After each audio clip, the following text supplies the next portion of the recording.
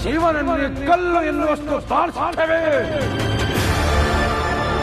ನಿನ್ನನ್ನು ಈಗಲೇ ಕಲ್ಲು ಮಾಡುವೆ. ಹರ ಹರ ಮಹಾದೇವ.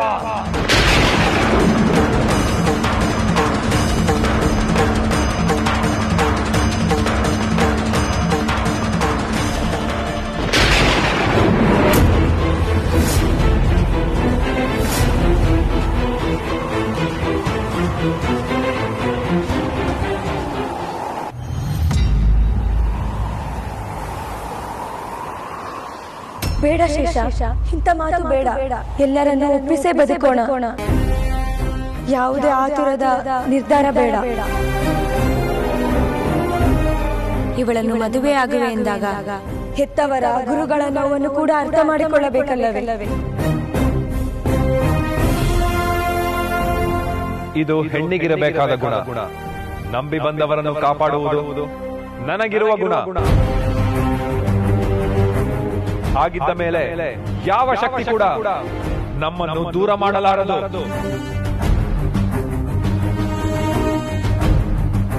ಮಾತೆ, ಶೇಷನಾಗ ಏನಾದರೂ ತಪ್ಪು ಮಾತಾಡಿದರೆ ದಯವಿಟ್ಟು ಅವನನ್ನು ಕ್ಷಮಿಸಿ. ನಮ್ಮಿಬ್ಬರಿಗೆ ಬದುಕಲು ಒಂದು ಅವಕಾಶ ಕೊಡಿ. ಲೋಕವನ್ನು ನಾಶ ಮಾಡಲು ಪ್ರೇತ ಕುಲದ ಸಂಚಿನ ಭಾಗವೇ ನೀನು. ನೀನಲ್ಲ, ನಿನ್ನ ಇಡೀ ಲೋಕವೇ ಬಂದರು ನಿನ್ನ ಉದ್ದೇಶ ಈಡೇರದು. ನೆನಪಿನಲ್ಲಿರಲಿ, ಒಂದ ದಾರಿಗೆ ಸುಂಕವಿಲ್ಲವೆಂದು ಹಿಂದಿರುಗೋ. ಇಲ್ಲವಾದರೆ ಘೋರ ಶಿಕ್ಷೆಗೆ ಬಲಿಯಾಗುವೆ. ಗುರುಗಳೇ, ನೀವು ಹಿರಿಯರು. ಇಂಥ ಮಾತು ನಿಮಗೆ ಭೂಷಣವಲ್ಲ. ದಯಮಾಡಿ ನಮ್ಮ ಪ್ರೀತಿಯನ್ನು ಅರ್ಥ ಮಾಡಿಕೊಳ್ಳಿ. ವಿಷಾದಗಳಿಂದ ಉಪದೇಶ ಮಾಡಿಸಿಕೊಳ್ಳುವಷ್ಟು ನಾಗಲೋಕ ಹಾಳಾಗಿಲ್ಲ. ನೆನಪಿನಲ್ಲಿ ಏದೋ ನಾಗಲೋಕ ಸರ್ವೇಶ್ವರನಾದ ಆ ಶಿವನ ಇಷ್ಟವಾದ ಲೋಕ. ನಾಗಮಣಿಯ ಐಶ್ವರ್ಯದಿಂದ ಕಂಗೊಳಿಸುತ್ತಿರೋ ಶೋಕವಿಲ್ಲದ ಲೋಕ. ನಾಗಲೋಕದ ಯುವರಾಜನ ಮದುವೆಯಾಗಬೇಕಿರುವುದು ನಾಗಲೋಕದ ಸುನೇತ್ರೆಯನ್ನು.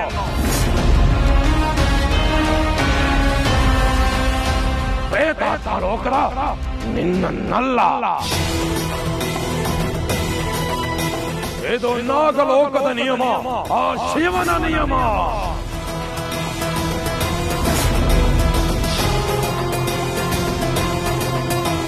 ನಿಮ್ಮ ಸ್ವಾರ್ಥಕ್ಕೆ ಆ ಶಿವನ ಹೆಸರೇಕೆ?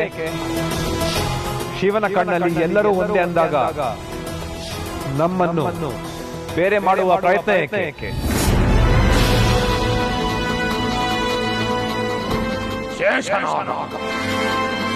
ನಾಗಲೋಕ ನಾಗಲೋಕವಾಗಿ ಉಳಿದಿರೋದು ಬೇರೆ ಲೋಕದವರ ಜೊತೆ ಸಂಬಂಧ ಬೆಳೆಸಿ ಸಂಕರ ವರ್ಗ ಸೃಷ್ಟಿಯಾಗದ ಕಾರಣಕ್ಕೆ.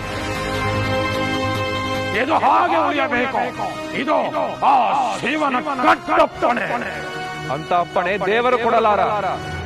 ಒಂದು ವೇಳೆ ಕೊಟ್ಟರೆ ಆ ಶಿವನು ದೇವರೇ ಅಲ್ಲ. ಶೇಷನಾಗ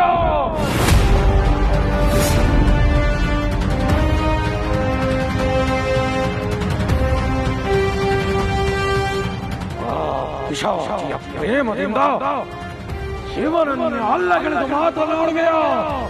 ಇಂಥ ಸಮಯದಲ್ಲೂ ಅವನು ಕಲ್ಲಾಗಿ ಕೂತಿದ್ದಾನೆ ಎಂದರೆ ಅವನು ಬರೀ ಕಲ್ಲು ಅಷ್ಟೇ.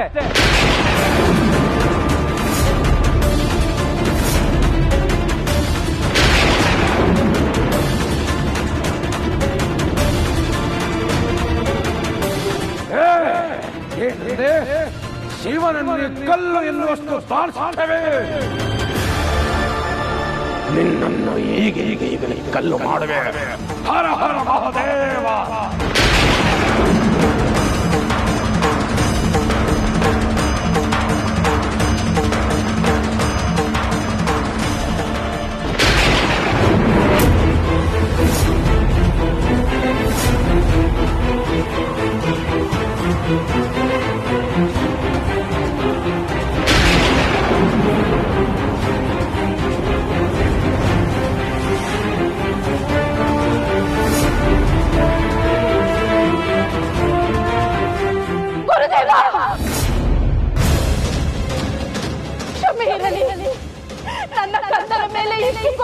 ಕೊಲ್ಲದಿರಿ. ಶೇಷನಾಗನ ಸಹೋದರ ಶಿವಾನಿಯೊಂದಿಗೆ ಮತ್ಸ್ಯಲೋಕಕ್ಕೆ ಹೋಗಿರುವನು. ಅವನು ಬಂದ ನಂತರ ಎಲ್ಲರೂ ಕುಳಿತು ಮಾತನಾಡುವ. ಶೇಷನಾಗ ಸಹೋದರನ ಮಾತನ್ನು ತಪ್ಪಲಾರ. ಕರುಣೆ ತೋರಿಸಿ ಗುರುದೇವ. ಅಣ್ಣ ಅಲ್ಲ, ಆ ಶಿವನೇ ಬಂದರೂ ನನ್ನ ನಿರ್ಧಾರ ಬದಲಾಗದು. ನನ್ನ ಮಾತನ್ನು ಉಳಿಸಲು ಆ ಶಿವನ ವಿರುದ್ಧವೇ ನಾನು ಆಯುಧವನ್ನು ಸೆಳೆದು ನಿಲ್ಲಬಲ್ಲೆ.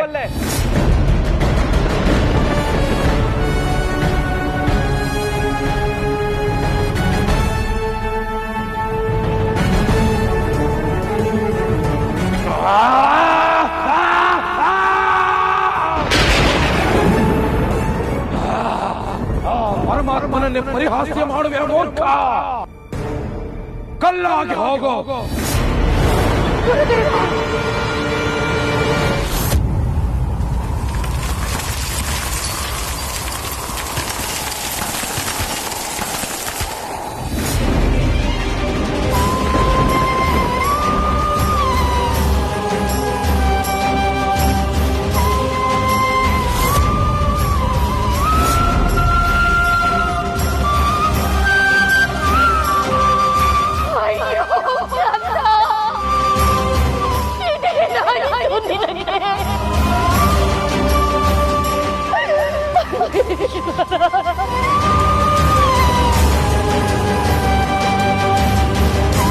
ಗುರುಗಳೇ, ಇವನನ್ನು ಮನ್ನಿಸಿ ಶಾಪವನ್ನು ವಾಪಸ್ಸು ತೆಗೆದುಕೊಳ್ಳಿ. ದಯವಿಟ್ಟು ನನ್ನ ಮಾತು ಕೇಳಿ ಗುರುಗಳೇ, ನಮ್ಮನ್ನು ದೂರ ಮಾಡದೇ ಇರಿ.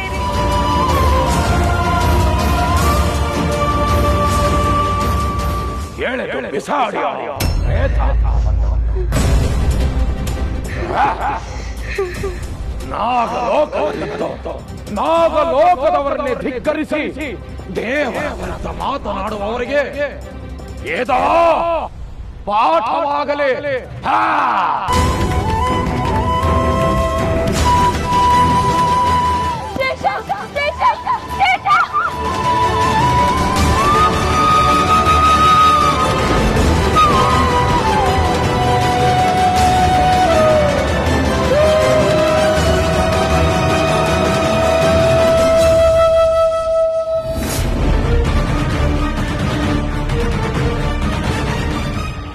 ನನ್ನನ್ನು ಪ್ರೀತಿಸಿದ ಒಂದೇ ಒಂದು ಕಾರಣಕ್ಕಾಗಿ ನನ್ನ ಶೇಷನಾಗನನ್ನು ಕಳ್ಳನಾಗಿ ಮಾಡಿದ್ದೀರಾ. ನಿಮ್ಮ ನಾಗಲೋಕದ ಶಕ್ತಿ ಆ ನಾಗಮಣಿ ಅಲ್ಲವೇ? ಆ ನಾಗಮಣಿ ಈ ಲೋಕದಿಂದ ಮರೆಯಾಗಲಿ.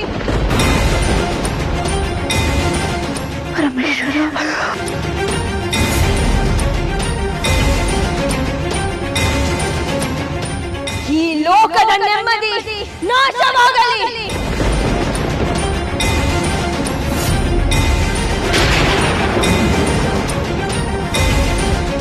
ಆ ದೇವನ ನಾಮ ಜಪಿಸಿ ನನ್ನವನನ್ನು ಶಪಿಸಿದ್ದೀರಿ. ಅದೇ ದೇವನಾಮ ಹೇಳಿಕೊಂಡು ಭೂಲೋಕದಲ್ಲಿ ಸದಾ ಕಾಲ ಅಲಿಯುವಂತಾಗಲಿ.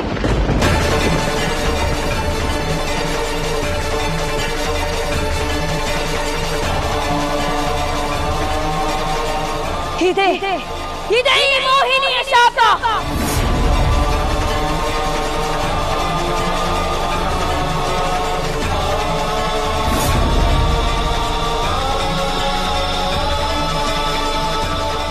ಮೋಹಿನಿಯ ಶಾಪದಿಂದ ನಾಗನೇತ್ರ ಗುರುಗಳು ಅಘೋರಿ ಸ್ವಾಮಿಗಳಾಗಿ ನಾಗಲೋಕದ ದಾರಿ ತಿಳಿಯದೆ ಭೂಲೋಕದಲ್ಲಿ 125 ಸಂವತ್ಸರಗಳಿಂದ ಅಲೆಯೋ ಹಾಗಾದರು. ಜಯ ಭೋಲೆನಾಥ. ಅವಳ ಶಾಪದ ಹಾಗೆ ನಾಗಮಣಿ ದುಷ್ಟರ ಪಾಲಾಯಿತು.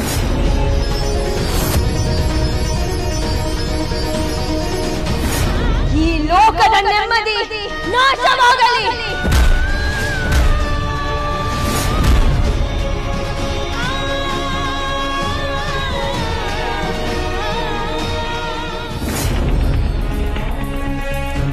ಇದೆಲ್ಲವೂ ನಡೆದು ಇಂದಿಗೆ 125 ಸಂವತ್ಸರಗಳು ಕಳೆದಿವೆ. ಆದರೆ ಇದೆಲ್ಲವೂ ಈಗಷ್ಟೇ ನಡೆದಿದೆ ಅನಿಸುತ್ತಿದೆ. ಹೆತ್ತವರನ್ನು ಮಕ್ಕಳು ಮರೆಯಬಹುದು, ಆದರೆ ಹೆತ್ತವರು ಮಕ್ಕಳನ್ನು ಮರೆಯಲು ಸಾಧ್ಯವೇ ಗುರುಗಳೇ? ಯಾವ ಲೋಕದಲ್ಲಾದರೂ ತಾಯಿಯ ಸ್ಥಾನ ತಾಯಿಯಲ್ಲಿಯೇ ಇರುತ್ತದೆ ನಾಗಮಾತ. ಆದರೆ ಇದ್ದು ಇಲ್ಲವಾಗಿ ಕಲ್ಲಾಗಿ ಹೋಗಿರುವ ನನ್ನ ಕಂದ ಶೇಷನಾಗ ಅವನ ನೆನಪು ಬರೀ ನೋವನ್ನಷ್ಟೇ ಕೊಡುತ್ತದೆ ಗುರುದೇವ. ಅದು ಬರೀ ಅವನ ನೋವಲ್ಲ ನಾಗಮಾತ, ನಮ್ಮ ಈ ಲೋಕದ ನೋವು. ಅವನು ಕಲ್ಲಾಗಿದ್ದಕ್ಕೆ ಮೋಹಿನಿಯ ಶಾಪದಿಂದ ನಾಗಮಣಿ ನಾಗಲೋಕದಿಂದ ದೂರಾಗಿ ಹೋಯಿತು. ನಾಗಲೋಕದ ರಾಜಗುರು ನಾಗನೇತ್ರ ಭೂಲೋಕದಲ್ಲಿ ಅಲಿಯುವ ಹಾಗಾಯಿತು. ಇದಕ್ಕೆ ಮುಕ್ತಿಯೇ ಇಲ್ಲವೇ ಗುರುದೇವ? ಎಲ್ಲರಿಗೂ ನಾ ಹೆತ್ತ ಮಗನೇ ಕಾರಣವೆಂದಾಗ ಈ ಹೆತ್ತ ಕರುಣೆಗೆ ಸಂಕಟವಾಗುವುದಿಲ್ಲವೇ? ಆದರೆ ಇದರಲ್ಲಿ ನಿಮ್ಮ ತಪ್ಪಿಲ್ಲವಲ್ಲ ನಾಗಮಾತ. ಶೇಷನಾಗ ಅವನು ಮಾಡಿದ ತಪ್ಪಿಗೆ ಶಿಕ್ಷೆ ಅನುಭವಿಸಿದ. ಅವನು ಮಹಾಪರಾಕ್ರಮಿ, ಮಹಾದೈವ ಭಕ್ತ, ಮಹಾಬಲ. ಆದಿಶೇಷ ಮಹಾರಾಜನಾದರೆ ಶೇಷನಾಗ ಯುವರಾಜನಾಗಿ ಪಟ್ಟ ಅಲಂಕರಿಸಬೇಕಾಗಿದ್ದವನು. ಆದರೆ ಪ್ರೀತಿಯ ಮಾಯೆ ಅವನ ಮತಿ ನೇತ್ರವನ್ನು ಕುರುಡಾಗಿಸಿ ನಾಗಲೋಕದ ನೀತಿ ನಿಯಮಗಳ ವಿರುದ್ಧ ನಿಂತು ತನ್ನ ಶಕ್ತಿಗಳನ್ನ ಕಳೆದುಕೊಂಡ ಕಲ್ಲಾಗಿ ಹೋದ. ನಾಗಲೋಕ ಶಾಪಗ್ರಸ್ತವಾಗುವ ಹಾಗೆ ಮಾಡಿದ. ಇದೆಲ್ಲ ಅವನದ್ದೇ ತಪ್ಪು. ನಾಗಲೋಕದ ವಾಸಿಯಾಗಿ ನಾಗಮಾತೆಯಾಗಿ ನಾನಿದನ್ನು ಒಪ್ಪಿಕೊಳ್ಳಬಲ್ಲೆ. ಆದರೆ ಇದ್ದ 2 ಮಕ್ಕಳಲ್ಲಿ ಒಬ್ಬ ದುಷ್ಟ ಮಾನವರ ದಾಳಿಗೆ ಬಲಿಯಾಗಿ ಭೂಲೋಕದಲ್ಲಿ ಮರುಜನ್ಮ ಪಡೆದ. ಮತ್ತೊಂದು ಕಡೆ ಕಲ್ಲಾಗಿ ಹೋಗಿರುವ ನನ್ನ ಕಂದ ಶೇಷನಾಗ. ಹೀಗಿರುವಾಗ ನನ್ನ ಮುಂದಿನ ಹೆಜ್ಜೆ ಯಾವುದೆಂದು ನನಗೆ ಅರಿಯದಾಗಿದೆ ಗುರುದೇವ. ನನ್ನ ಕಂದ ಶಾಪಕ್ಕೆ ಗುರಿಯಾಗಿ ಕಲ್ಲಾಗಿ ಹೋಗಿ ಇಂದಿಗೆ 125 ಸಂವತ್ಸರಗಳು ಕಳೆದಿವೆ. ಇದೆಲ್ಲದಕ್ಕೂ ಕಾರಣ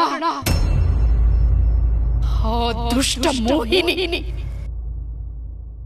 ಈಗ ಎಲ್ಲಿರುವಳು ಅವಳು?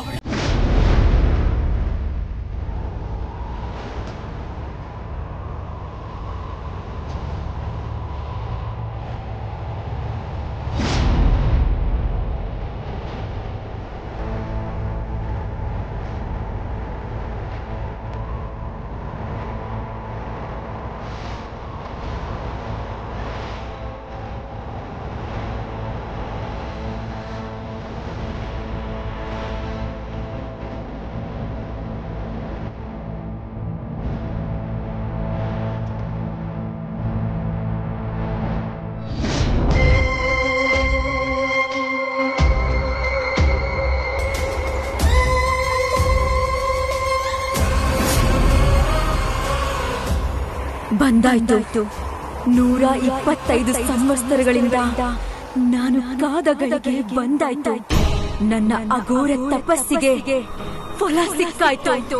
ಇದು ನನ್ನ ಶೇಷನಾಗನ ಸಂಧಿಸೋ ಕ್ಷಣ.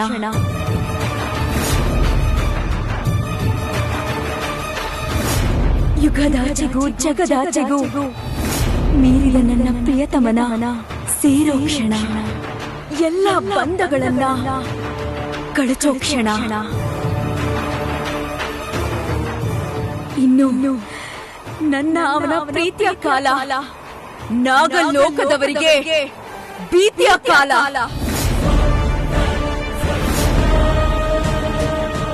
ಶಾಪತಾಪದಿಂದ ನನ್ನವನು ಭೂಗರ್ಭ ಸೇರಿದ ಕ್ಷಣದಿಂದ ಈ ಕ್ಷಣದವರೆಗೆ ನನ್ನಲ್ಲಿ ಉರಿಯುತ್ತಿರೋ ಸೇಡಿನ ಜ್ವಾಲೆಗೆ ಇಡೀ ನಾಗಲೋಕ ಸುಟ್ಟು ಭಸ್ಮವಾಗಲೇಬೇಕು.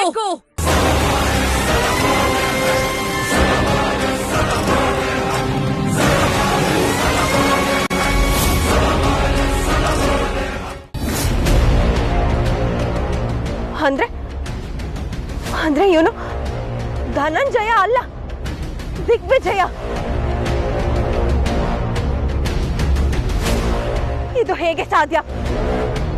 ಕೃಷ್ಣ ದಾಕ್ಷಾಯಣಿ ಇವನ್ಗೆ ರೂಪ ಕೊಟ್ಟಿದ್ದಾರೆ ಅಂತ ಮಾತಾಡ್ತಾ ಇದ್ರು, ಆದ್ರೆ ಅವರು ಈಗ ಸತ್ತಿದ್ದಾರೆ. ಇವನು ಧನಂಜಯ ಅನ್ನೋ ಹೆಸರಲ್ಲಿ ದಿಗ್ವಿಜಯನ್ ತಮ್ಮ ಅಂತ ಮನೆಗೆ ಬಂದು ಕೂತ್ಕೊಂಡಿದ್ದಾನೆ. ಇವನ್ ಏನ್ ಉದ್ದೇಶ ಇರ್ಬೋದು? ನಾಗಮಣಿ ಪಡೆಯೋದಕ್ಕ? ಅಂದ್ರೆ ನಾಗಮಣಿ ಪಡೆಯೋಕೆ ನಾನು ಮಾತ್ರ ಅಲ್ಲ, ಇವನು ಕೂಡ ಸೇರ್ಕೊಂಡಿದ್ದಾನೆ ಅಂತ ಆಯ್ತು. ಮನೆಯವ್ರಿಗೆ ಯಾರಿಗೂ ಈ ಸತ್ಯ ಗೊತ್ತಿಲ್ಲ. ಇವನಿಂದ ಆದಿಶೇಷನ್ಗೆ ತೊಂದರೆ ಇದ್ದೇ ಇದೆ. ಇವನನ್ನ ಸಾಯಿಸ್ಬಿಟ್ರೆ ಇಲ್ಲ, ಇವನನ್ನ ಸಾಯಿಸಿದ್ರೆ ಇವನ ಅಸಲಿ ರೂಪ ಹೊರಗಡೆ ಬರುತ್ತೆ. ಆಮೇಲೆ ಇವನ್ ಸಾವಿಗೆ ಕಾರಣ ನಾನೇ ಅಂತ ಮನೆಯವ್ರೆಲ್ರು ನನ್ ಮೇಲೆ ಆರೋಪ ಹೊರಿಸ್ತಾರೆ. ಆಮೇಲೆ ಅವ್ರ ಗಮನ ಎಲ್ಲ ನನ್ ಮೇಲೆ ಬರುತ್ತೆ. ಈಗಾಗ್ಲೇ ಈ ಮನೇಲಿ ಸಾಲಾಗಿ ಸಾವಾಗಿದೆ. ಇನ್ನು ಇವನ್ ಸತ್ ಮೇಲೆ ಆ ನೋವ್ನ ತಡ್ಕೊಳ್ಳೋ ಶಕ್ತಿ ಇರಲ್ಲ. ಆದಿಶೇಷ ನನ್ನವನಾಗೋವರ್ಗೂ, ನನ್ನ ಅರಸನಾಗೋವರ್ಗೂ ನಾನು ತಾಳ್ಮೆಯಿಂದ ಇರ್ಬೇಕು. ಆದ್ರೆ ಆದಿಶೇಷನ್ಗೆ ಯಾವ ತೊಂದರೆ ಕೂಡ ಆಗ್ಬಾರ್ದು. ಈ ದಿಗ್ವಿಜಯ್ ಹೆಸರಲ್ಲಿರೋ ಧನಂಜಯ್ ಇದಾನಲ್ಲ, ಇವನಿಂದ ಯಾರ ಮನಸ್ಥಿತಿನೂ ಬದಲಾಗಬಾರ್ದು. ಇವನನ್ನ ತಡೆಯೋದು ಹೇಗೆ? ಅವನು ಯಾರ ಮಾತು ಕೇಳ್ತಾನೆ? ಯಾರ ಕೈಲಿ ಹೇಳ್ಸೋದು?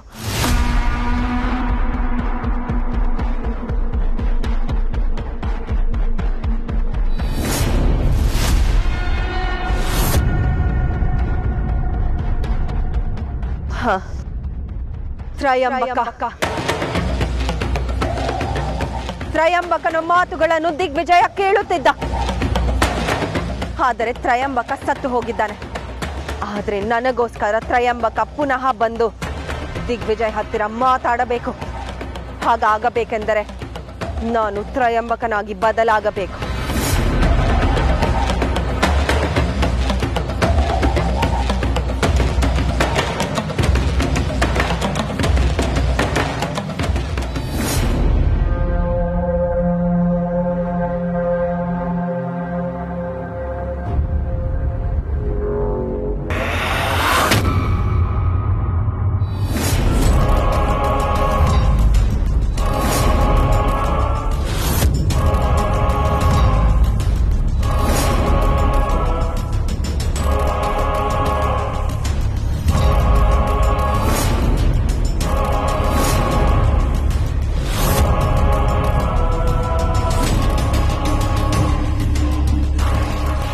ದಿಗ್ವಿಜಯ,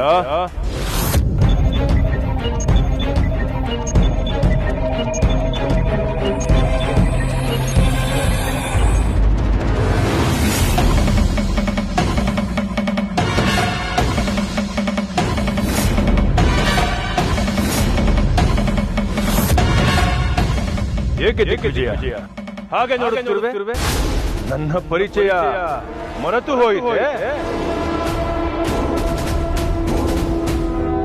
ಗುರುಗಳೇ, ನೀವು ಅಲ್ಲ, ಇಷ್ಟು ದಿವಸ ಎಲ್ಲ ಹೋಗಿದ್ರಿ? ಏನಾಗಿತ್ತು ನಿಮಗೆ? ಸಿದ್ಧಿ ಸಾಧನೆ ಉಪಾಸನೆಗೆ ಹೋಗುವವರು ದೂರ ನೋಡಲ್ಲ, ಸಾಧನೆ ಅಷ್ಟೇ ನೋಡುತ್ತಾರೆ. ನನ್ನ ಸಾಧನೆಗಾಗಿ ಕಾಮಾಖ್ಯ ದೇವಸ್ಥಾನದ ಬಳಿಗೆ ಹೋಗಿದ್ದೆ. ಗುರುಗಳೇ, ಇನ್ನೊಂದು ವಿಷಯ, ನೀವು ಹೇಳಿದ ಮಾತು ಸತ್ಯ ಆಯ್ತು. ಆದಿಶೇಷ ಮತ್ತೆ ಹುಟ್ಟು ಬಂದಿದ್ದಾನೆ, ನಮ್ಮ ಮನೆಯಲ್ಲೇ. ನೀವಿಲ್ದೆ ನಾನು ತುಂಬಾ ತೊಂದರೆ ಅನುಭವಿಸ್ಬಿಟ್ಟೆ. ನಾನು ನನ್ನ ಫ್ರೆಂಡ್ಸ್ನೆಲ್ಲ ಕಳ್ಕೊಂಡ್ಬಿಟ್ಟೆ ಗುರುಗಳೇ. ಆದರೆ ಈಗ ನೀವು ಬಂದಿದ್ದೀರಲ್ಲ, ನನಗೆ ಸಮಾಧಾನ ಆಯಿತು. ಹಾಗೆ ನನ್ನ ಪ್ರಾಣಕ್ಕೆ ಭರವಸೆನೂ ಸಿಕ್ತು. ತಾಳ್ಮೆ ದಿಗ್ವಿಜಯ, ತಾಳ್ಮೆ. ಗುರುಗಳೇ, ನೀವು ಹೇಳೋ ತಾಳ್ಮೆ ನನ್ನನ್ನೇ ಮುಗಿಸ್ಬಿಡುತ್ತೆ. ಅದಕ್ಕೂ ಮೊದಲು ಹೇಗಾದ್ರೂ ಮಾಡಿ ಆದಿಶೇಷನ ಮುಗಿಸೋದಕ್ಕೆ ಒಂದು ದಾರಿ ತೋರಿಸಿ. ಇದು ಮೂರ್ಖತನದ ಪರಮಾವಧಿ ದಿಗ್ವಿಜಯ. ನೀನು ಆದಿಶೇಷನನ್ನ ಸಾಯಿಸಿದ ಮರುಕ್ಷಣವೇ ನೀನು ನಾಗಮಣಿಗೆ ಅಧಿಪತಿ ಆಗುತ್ತೇನೆ ಅಂದುಕೊಂಡೆಯ. ನಿನಗೆ ನಾಗಮಣಿಯ ಶಕ್ತಿ ಬೇಕು ಅಂದ್ರೆ ಆದಿಶೇಷ ಬದುಕಿರಲೇಬೇಕು.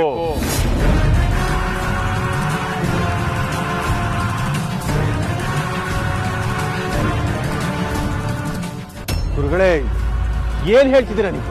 ನಿನ್ನ ಅನುಮಾನ ಹೊರಬಂದು ನಿನಗೆ ಆದಿಶೇಷ ಅನ್ನೋ ಸತ್ಯ ತಿಳಿದಿದೆ ಅಂತ ಅವನು ಗೊತ್ತಾದ್ರೆ ಅಲ್ಲಿಗೆ ಸರ್ವನಾಶ. ಅವನಿಗೆ ಏನಾದರೂ ತೊಂದರೆ ಆದ ಮರುಕ್ಷಣವೇ ನಾಗಿಣಿ ನಿನ್ನ ಸಾಯಿಸಿ ಹಾಕ್ತಾಳೆ.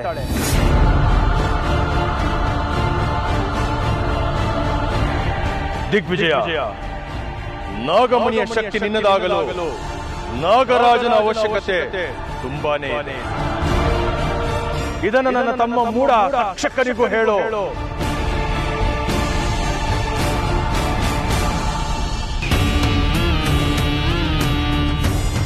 ತಗೋ, ಇದನ್ನು ನನ್ನ ಗುರುತಾಗಿ ಅವನಿಗೆ ತೋರಿಸು.